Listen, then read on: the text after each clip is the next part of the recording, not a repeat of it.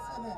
ಬಹುಶಃ ವರ್ಷದ 10 ತಿಂಗಳು ಯಾವ್ಯಾವ ರಾಷ್ಟ್ರದಲ್ಲಿ ಟೋಟಲಿ ಡ್ರಗ್ ಅಡಿಕ್ಟ್ ಆಗಿ ಅವನದೇ ಲೋಕದಲ್ಲಿ ಇಲ್ಲದಂತ ರಾಹುಲ್ ಗಾಂಧಿ ಇವತ್ತು ದೇಶವನ್ನು ಯಾವ ರೀತಿ ಮುನ್ನಡೆಸಬೇಕು, ಅದಕ್ಕೆ ಯಾವ ರೀತಿ ಸಹಕಾರ ಕೊಡಬೇಕೆಂಬ ಗೊತ್ತಿಲ್ಲದೆ ಇವತ್ತು ವಿದ್ಯಾರ್ಥಿಗಳ ಜೀವನದಲ್ಲಿ ವಿಷ ಬೀಜ ಮುತ್ತುವ ಮೂಲಕ ಕ್ರಾಕ್ರೋಚ್ಗಳೊಟ್ಟಿಗೆ ಸೇರಿಕೊಂಡು ನಮ್ಮ ದೇಶದ ಪ್ರಧಾನಿಯನ್ನು ಟೀಕೆ ಮಾಡುವಂತ ಕೆಲಸಕ್ಕೆ ಇವತ್ತು ರಾಹುಲ್ ಗಾಂಧಿ ಮುಂದಾಗಿದ್ದಾರೆ. ಇವತ್ತು ತಮಿಳುನಾಡಿನಲ್ಲಿ ಟಿವಿಕೆ ಪಕ್ಷ ಇವತ್ತು ಆಡಳಿತದಲ್ಲಿ ಉಂಟು. ಟಿವಿಕೆ ಪಕ್ಷ ಇವತ್ತು LTT ಪ್ರಭಾಕರನ್ನ ಒಂದು ಸಹಕಾರದೊಂದಿಗೆ ಅವರ 3 ಶಾಸಕರೊಂದಿಗೆ ಇವತ್ತು ಸರ್ಕಾರ ರಚನೆ ಮಾಡಿದ್ರೆ, ಇವತ್ತು ರಾಜೀವ್ ಗಾಂಧಿ ಯಾರು? ರಾಹುಲ್ ಗಾಂಧಿ ಅಪ್ಪ. ರಾಹುಲ್ ಗಾಂಧಿ ಅವನ ಅಪ್ಪನನ್ನು ಕೊಂದ ಈ LTT ಪಕ್ಷದವರ ಜೊತೆಗೆ ಕೈ ಜೋಡಿಸಿದ್ರೆ ಅವನ ಮನಸ್ಥಿತಿ ನಮ್ಮ ದೇಶಕ್ಕೆ ಯಾವ ರೀತಿ ನ್ಯಾಯ ಕೊಡಲಿಕ್ಕಾಗುವುದು ಎಂಬುದನ್ನು ಅರ್ಥ ಮಾಡಬೇಕು. ಅದರಿಂದಾಗಿ ನಾವೆಲ್ಲ ಕಾರ್ಯಕರ್ತ ಬಂಧುಗಳೇ ತಕ್ಷಣ ನಮ್ಮ ನಿರ್ಧಾರಗಳನ್ನು ನಾವು ಬದಲಾಯಿಸಿ ಈ ಕಾಕ್ರೋಚ್ ಇರ್ಬೋದು, ಅದಕ್ಕೆ ಬೆಂಬಲ ನೀಡುವಂತ SDP ಇರ್ಬೋದು, ಇತರ ರಾಷ್ಟ್ರ ವಿರೋಧಿ ಯಾರು ಸಂಘಟನೆಗಳಿದೆ ಅದರ ಜೊತೆಗೆ ಕಾಂಗ್ರೆಸ್ ಅನ್ನು ಕಿತ್ತೊಯ್ಯುವಂತ ಒಂದು ಕೆಲಸವನ್ನು ನಾವು ಮಾಡಿದರೆ ಮಾತ್ರ ನಮ್ಮ ದೇಶದಲ್ಲಿ ನಾವು ನೆಮ್ಮದಿಯಿಂದ ಬಾಳಲಿಕ್ಕೆ ಸಾಧ್ಯ ಉಂಟು.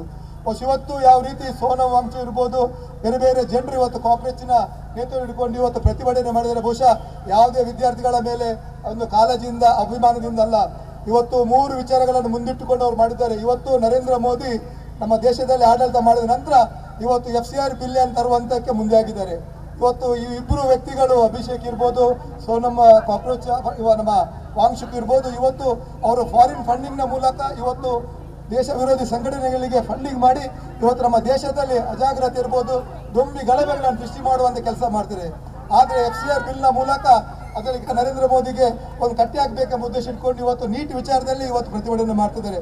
ಖಂಡಿತವಾಗಿಯೂ ನೀಟ್ನಿಂದ ಆದ ಒಂದು ವ್ಯತ್ಯಾಸವನ್ನು 25 ದಿನ ಹಿಂದೆ ರಾಹುಲ್ ಗಾಂಧಿಗೆ ಮಾತಾಡ್ಬೋದಿತ್ತು. ಆದರೆ ರಾಹುಲ್ ಗಾಂಧಿ ಯಾವ ನಶೆದಲ್ಲಿದ್ದಾರೆ ಅಂತ ಅವರಿಗೆ ಗೊತ್ತಿರಲಿಲ್ಲ. ಭಾರತಕ್ಕೆ ವಾಪಸ್ ಬಂದ ನಂತರ ಅವ್ರಿಗೆ ಗೊತ್ತಾಯ್ತು ಇವತ್ತು ಕಾಂಗ್ರೆಸ್ ಪಕ್ಷದವರು ಇವತ್ತು ಪ್ರತಿಭಟನೆ ಮಾಡ್ತಿದ್ದಾರೆ ಅಂತ. ಅದರಿಂದಾಗಿ ನೀಟ್ ವಿಚಾರವನ್ನು ಸರಿಯಾಗಿ ನಿಭಾಯಿಸುವಂತ ಕೆಲಸ ನಮ್ಮ ದೇಶದ ಪ್ರಧಾನಿ ಮಾಡಿದ್ದಾರೆ. ನೀಟ್ ಪರೀಕ್ಷೆಗೆ ಯಾರೆಲ್ಲ ಹಾಜರಾಗಿ ಉತ್ತೀರ್ಣರಾಗಿದ್ದಾರೆ ಬಹುಶಃ ಅವರೆಲ್ಲ ವಿದ್ಯಾರ್ಥಿಗಳು ಬಹಳ ಸಂತೋಷದಿಂದ ಇವತ್ತು ಇಂಜಿನಿಯರಿಂಗ್ ಇರ್ಬೋದು, ಪ್ಯಾರಾಮೆಡಿಕಲ್ ಇರ್ಬೋದು, ಡಾಕ್ಟರ್ಸಿಗೆ ಇವತ್ತು ಅರ್ಜಿಗಳನ್ನು ಹಾಕಿ ಅವರದೇ ಕೆಲಸಕ್ಕೆ ಹೇಳಿದ್ದಾರೆ. ಆದರೆ 95% ಮಿಕ್ಕಿದ ಯಾರು ಪ್ರತಿಭಟನೆಗಳು ಇದ್ದಾರಲ್ಲ ಬಹುಶಃ ಅವರು ಯಾರು ವಿದ್ಯಾರ್ಥಿಗಳಲ್ಲ.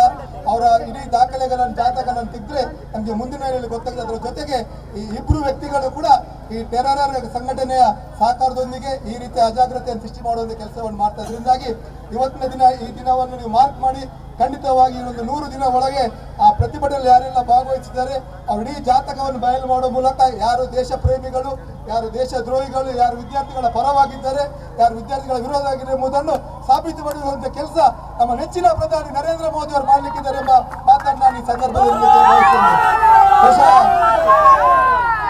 ಯಾವ ವಿದ್ಯಾರ್ಥಿಗಳಿಗೆ ಸಹಕಾರ ಮಾಡಿದ್ದಾರೆ ಎಂಬುದನ್ನು ಕಳೆದ ಮನಮೋಹನ್ ಸಿಂಗ್ ಪ್ರಧಾನಿ ಆದಾಗ ಅವರೊಮ್ಮೆ ಅರ್ಥ ಮಾಡಬೇಕು. ಯಾಕಂದ್ರೆ ರಾಹುಲ್ ಗಾಂಧಿಗೆ ನೆನಪು ಬಹಳ ಕಮ್ಮಿ ಇದೆ.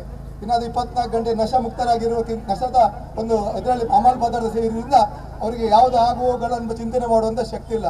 ಅದರಿಂದಾಗಿ ರಾಹುಲ್ ಗಾಂಧಿಗೆ ಈ ಮಣ್ಣಿನ ಮೂಲಕ ಎಚ್ಚರಿಕೆಯನ್ನು ಕೊಡ್ತೇವೆ. ಈ ರೀತಿಯ ನಾಟಕವನ್ನು ಮಾಡಿದರೆ ಖಂಡಿತವಾಗಿ 97ರಲ್ಲಿ ಬಾಬ್ರಿ ಮಸೀದಿಯ ಒಂದು ವಿಚಾರದಲ್ಲಿ ನಮ್ಮ ಭಾವನೆಗೆ ಧಕ್ಕೆ ಬಂದಾಗ ನಮ್ಮ ಕಾರ್ಯಕರ್ತರು ಯಾವ ರೀತಿ ಹೋಗಿ ಆ ಬಾಬ್ರಿ ಮಸೀದಿ ಧ್ವಂಸ ಮಾಡಿದ್ರು ಬಹುಶಃ ಅದೇ ರೀತಿ ಕಾಂಗ್ರೆಸ್ ಇರ್ಬೋದು, ರಾಹುಲ್ ಗಾಂಧಿ ವಂಶವನ್ನು ಧ್ವಂಸ ಮಾಡುವ ಕೆಲಸ ಅವೆಲ್ಲವೂ ಕಾರ್ಯಕರ್ತರು ಮಾಡಲಿಕ್ಕೆ ಮುಂದೆ ಇದ್ದಾರೆ ಅಂತ ಈ ಸಂದರ್ಭದಲ್ಲಿ ರಾಹುಲ್ ಗಾಂಧಿ ಅವರು ಇಡೀ ತಂಡಕ್ಕೆ ಎಚ್ಚರಿಕೆಯನ್ನು ಕೊಡಲಿಕ್ಕೆ ಬಯಸ್ತೇನೆ.